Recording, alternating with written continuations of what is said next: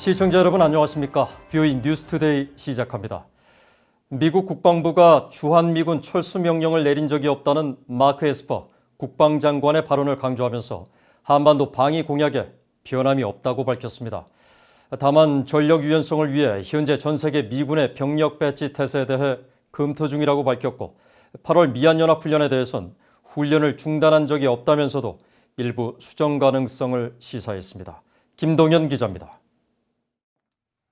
미국 국방부의 조너선 호프먼 대변인은 21일 언론 브리핑에서 최근 제기되고 있는 주한미군 감축설과 관련한 질문을 받았습니다. 호프먼 대변인은 방위비 분담금 협상 교착에 따른 주한미군 감축이나 철수 가능성을 묻는 질문에 미국은 수십 년간 한반도에 주도를 하면서 방위 공약을 지켜왔다면서 강력한 미한 동맹 관계와 헌신에는 변화가 없다고 말했습니다. We're always looking at our force posture, The department's commitment to the Republic of Korea is strong. The U.S. Military is committed to the Republic of Korea. We're committed to being prepared to fight tonight if necessary. 호프먼 대변인은 그러면서 영국의 국제전략문제연구소가 주최한 화상회의에서 한 마크 에스퍼 국방장관의 발언이 명확하다면서 더 보탤 것이 없다고 말했습니다. 앞서 에스퍼 장관은 국제전략문제연구소가 주최한 화상회의에서 트럼프 대통령의 지시에 따라 국방부가 주한미군 철수안을 고려하고 있는지 묻는 질문에 철수를 명령한 적이 없다고 밝혔습니다. I've issued no orders to withdraw forces from the Korean Peninsula. 호프먼 대변인은 그러면서 현재 전 세계 미군의 병력 배치와 관련해 검토 중이며 이에 대해 관련 동맹들과 공조할 것이라고 밝혔습니다. 또 이 같은 검토는 미군의 오래된 임무를 줄여가며 국방 전략에 의거해 적절히 대응하고 있는지 보기 위한 것이라고 설명했습니다. 에스퍼 장관이 강조한 영내 순환 병력 확대 강조 발언에 대해서도 전 세계에 상시 배치한 미군의 숫자를 줄이면서 준비 태세를 향상시키고 다양한 지역에 파병할 수 있도록 하기 위한 목적이라고 말했습니다. 다음 달로 예정된 미한연합훈련 실시 여부에 대해서는 신종 코로나 바이러스 상황 속에서도 지금까지 미한연합훈련을 단 한 번도 중단한 적이 없다고 강조하면서 조정된 형태로의 실시 가능성을 시사했습니다. 또 전략자산의 한반도 전개 움직임을 묻는 질문에는 최근 도입한 역동적 병력 전개의 이점은 적들에게 우리가 어디에 있는지 모르게 하는 것이라며 구체적인 운용 현황에 대해서는 언급을 하지 않겠다며 선을 그었습니다. VOA 뉴스 김동현입니다. 미국 하원의 새 회계연도 국무예산안에 대한 수정안에 한국과의 상호 방위조약 탈퇴에 제약을 가하는 안건이 제출됐습니다. 미국 하원 외교위원회 아태 소위원장을 맡고 있는 민주당의 아미베라 의원이 제출한 이 수정안은 미한 상호방위조약 탈퇴에 예산 사용을 금지하는 내용을 담고 있습니다. 베라 의원은 트럼프 행정부가 주한미군 감축을 검토했다는 최근 언론 보도를 계기로 이 같은 안건을 제출했다고 설명했습니다. 한편 최근 미국 의회에선 주한미군 감축의 예산 사용 금지 등 미한 안보 관계에 변동을 주는 트럼프 대통령의 결정을 제약하는 조치들이 잇따라 추진되고 있습니다.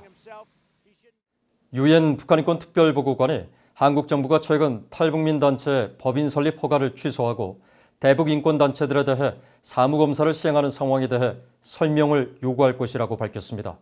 그러면서 한국 정부가 북한 인권단체에 대해 균형적인 접근법을 취할 것을 촉구했습니다.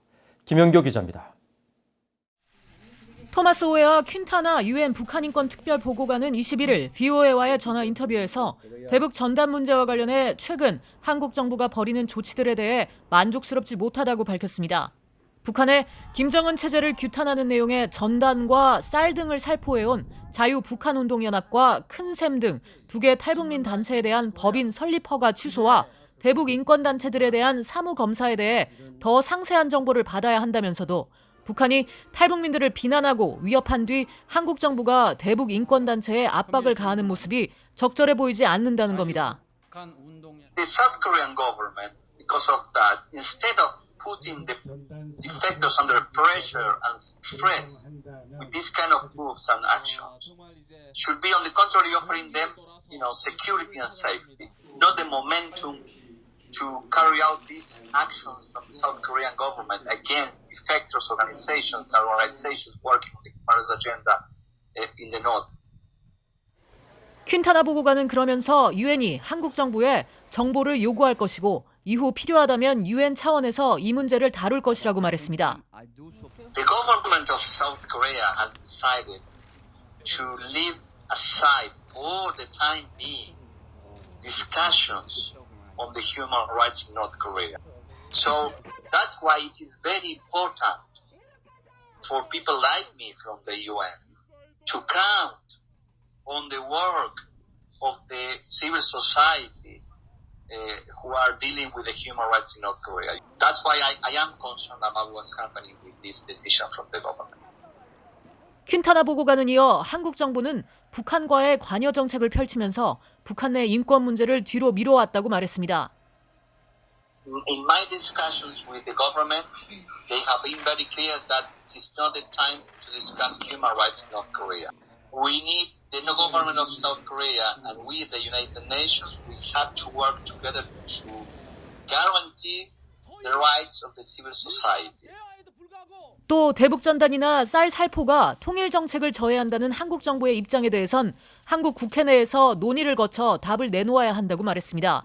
이어 풍선을 이용한 대북 정보 전달의 효율성 여부는 인권단체들의 풍선 보낼 권리와는 다른 것이라고 강조했습니다.